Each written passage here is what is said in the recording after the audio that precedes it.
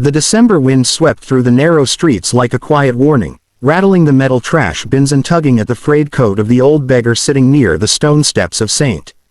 Matthew's Church. Most people hurried past him, clutching their jackets tighter, pretending not to see him. But he saw everything, every hurried step, every averted eye, every forced smile. Underneath that torn coat, beneath the tangled beard and dusty cap, sat a man no one recognized, Jonathan Hale, one of the most influential billionaires in the country. The world knew him as a business giant, a tycoon of steel and technology. But today, he was only a man in rags, searching for something money had never been able to buy: genuine love. It hadn't always been like this. Jonathan had built an empire from scratch and been admired in every boardroom, praised in every headline. But admiration wasn't the same as affection. The more success he earned, the more he sensed people cared only for what he had, never who he was. After a lifetime of shallow relationships, broken trust, and people who left once they got what they wanted, Jonathan felt lonelier than any beggar he'd ever passed. That's why he sat here, outside this old church, disguised as a man with nothing. Because only someone who could love him at his lowest deserved to stand beside him at his highest. He pulled his coat tighter as a couple walked past, laughing loudly until they noticed him. Their smiles faded instantly. The woman pulled her purse close to her side, and the man muttered, "Don't make eye contact." They rushed away. Jonathan sighed. He wasn't surprised. There had been dozens like them throughout the week. People who walked around him as if he were invisible. People who pretended to drop money but didn't. People who scolded him for sitting near the church entrance as if he were dirtying the holy ground. But he stayed, waiting, watching, hoping. Then came a moment that changed everything. Around noon, a young woman stepped out of the church, carrying a small paper bag and a thermos. She wasn't dressed in anything fancy, just a simple blue sweater, jeans, and hair tied up in a neat bun. She looked like someone the world might overlook. But her eyes held a softness Jonathan hadn't seen in years. When she spotted him shivering, she didn't hesitate or walk around. Instead, she walked straight toward him with slow, steady steps. He lowered his eyes, expecting her to drop a coin or offer a rehearsed, "God bless you." But she knelt down so her voice would meet his at eye level. "Sir," she said gently, "have you eaten today?" Jonathan blinked, unsure whether to answer truthfully or stay in character. His throat tightened as he shook his head. She immediately opened the paper bag and placed a warm sandwich in his hands, then unscrewed the thermos and poured steaming soup into its lid. "Please," she insisted, "eat while it's still warm." He stared at the food, stunned. Most people threw cold coins without even slowing down. But she offered warmth and dignity. "Why?" he whispered. She smiled. "Because everyone deserves kindness. And because you remind me of someone I once knew." Her name was Emily Carter, a volunteer teacher who worked part-time at a community center and spent every Sunday helping at the church kitchen. Over the next few days, Emily kept returning. Sometimes she brought food. Sometimes she brought stories about her students.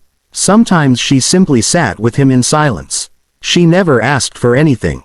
Never complained. Never looked at him with pity, only compassion. She spoke to him as if he were human, valuable, worthy. That alone began melting something frozen inside him. On the seventh day, Jonathan tested her without realizing it. A group of teenagers passed by, laughing loudly. One of them threw a crumpled soda can toward him, shouting, "Get a job, old man." The others burst into laughter. Before Jonathan could say a word, Emily stood up and confronted them.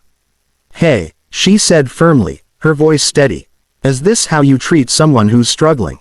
What if this were your father? Or your grandfather? You don't know his story. Show some respect." The boys fell silent, shocked by her boldness. One muttered an apology. Another picked up the can. They left quietly. Jonathan's eyes filled with tears. Not from the insult, but from the way she stood up for him. Nobody had defended him, not even when he was the richest man in the room. Late that evening, after Emily left, Jonathan sat alone under the church lights, thinking. He realized she possessed something rare, kindness that didn't depend on status, compassion that wasn't influenced by wealth. She didn't just give him food, she gave him dignity. And she didn't judge him by what he appeared to be. She saw him as a person, not a burden. He knew he had to tell her the truth. But he also feared losing her the moment she learned who he really was. The next morning, he watched her approach again with that familiar smile. This time, she carried no bag, no thermos, just herself. She sat beside him, her sweater brushing against his ragged coat. "You look worried," she said softly. Jonathan closed his eyes. "Emily, there's something I need to tell you." She tilted her head, listening intently. "You can tell me anything." "My name isn't John," he began. "And I'm not who you think I am." She didn't flinch, didn't pull back. She simply waited. He took a deep breath and removed his cap. "My real name is Jonathan Hale." The name meant nothing, and everything. Her brows knitted in confusion. "The businessman," she whispered. He nodded. "I came here, disguised like this, because I wanted to know if there's any good left in the world. I wanted to know if someone would care about me without knowing what I had." Emily looked at him long and hard, long enough that he felt the weight of every second. "So," she asked softly, "I passed your test." His eyes softened. "You didn't just pass it, Emily, you changed my life." She sat quietly, absorbing every word. Then she shook her head with a small laugh. "Jonathan, kindness isn't something we do to pass a test. It's just who we choose to be." Her words pierced him deeper than he expected. He knew what he wanted to say next, but fear tugged at him. "Emily, I want to know if you'd consider having dinner with me. Not as the beggar I pretended to be, but as me." She gazed into his eyes for a long moment. Then, with a warm smile, she nodded. "I'd like that." The next evening, Jonathan arrived at the little local cafe where they'd arranged to meet. He wore a simple navy sweater, not the designer suits he was known for. When Emily walked in, she paused for a heartbeat, as if relearning the features she'd only seen behind a disguise. Yet she didn't look intimidated. She simply smiled and took her seat. Their conversation flowed effortlessly. She shared stories of her students, her dreams of opening a school for underprivileged kids. He shared secrets he'd never told anyone, his lonely childhood, the burden of success, and the emptiness that money couldn't fill. By the end of the night, Jonathan felt something he hadn't felt in years: peace. Days turned into weeks. Their bond deepened. Emily didn't treat him like a billionaire. She treated him like a man, flawed, vulnerable, learning. And Jonathan found himself wanting to be better because of her. One evening, while walking together near the church where they first met, they found a small elderly woman struggling with grocery bags. Emily rushed forward, instantly, helping her lift the weight and crossing the street with her. Jonathan followed, carrying the heavier bags. The woman thanked them with watery eyes. As they continued walking, Emily said, "This is why the world still has hope, Jonathan. It's not the big things, it's the small acts of kindness that ripple outward." Jonathan stopped walking, suddenly overwhelmed. He turned to her. "Emily, you showed me the world I was too busy to see. You taught me that kindness still exists, that compassion can change lives, including mine." Her eyes softened. "Jonathan." He took her hands. "I didn't disguise myself just to find kindness. I disguised myself because I didn't know who to trust. But you saw me when I was invisible. You cared when no one else did. You gave what money can't buy." His voice trembled. "You gave me faith." Tears filled her eyes, glistening under the streetlight. Jonathan swallowed hard. "Emily, I don't know what the future holds. But I know I want you to be part of mine." She stepped closer, placing her hands gently against his chest. "Jonathan, you don't need to be rich for me to care about you. I cared about you when you had nothing. And I care about you now, not for who the world thinks you are, but for who you really are." He felt his heart expand, fragile and full all at once.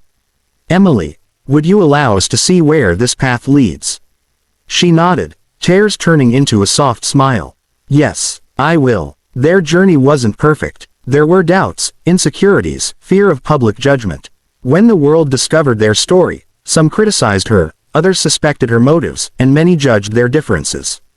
But every time the world grew loud, Jonathan returned to the memory of her kneeling beside a freezing beggar, when she didn't know his name, his wealth, or his worth in society.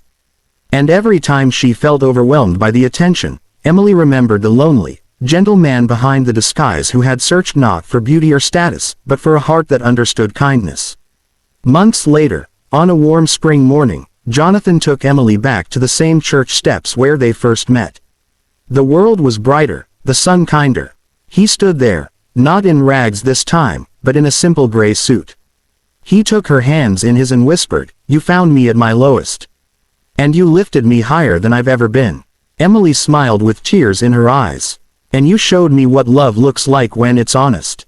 Jonathan pulled out a small velvet box, not extravagant, not flashy. Inside was a delicate ring engraved with their first meeting date. "Emily Carter," he said softly, "you gave me hope, humanity, and love when I had nothing to offer. Will you walk the rest of this journey with me? Will you marry me?" Her breath caught, her voice broke. "Yes, yes, Jonathan, I will."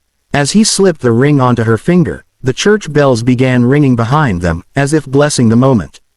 They embraced. Two souls who met when one disguised himself to test the world, but discovered instead the one heart that didn't need testing at all. Their love became a quiet legend, a modern folktale told not for its wealth, but for its truth, that sometimes, the richest people are those who give without knowing who's watching, and the greatest treasures are found in the most unexpected places. And so, the beggar who wasn't, the billionaire who searched for love not in mansions but on cold church steps, found the one thing he'd always longed for.